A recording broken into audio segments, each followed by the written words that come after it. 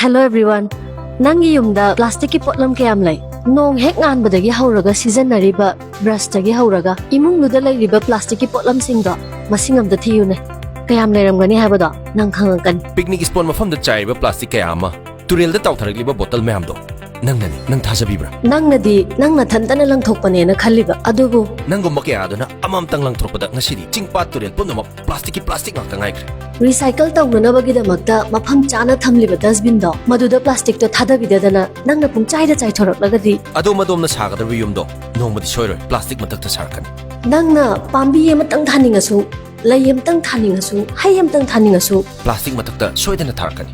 kiningai oiraba saktam do amuk mit uisanduna khanbiyune. Tangai fadana sizina da yadadana sizina kraba plastic sing mafam chana thambiyo amadi sizina kraba plastic bottle sing recycle ki damakta thabliba plastic bottle beng da hapchin biyo. Hojikti aikhoi plastic thados.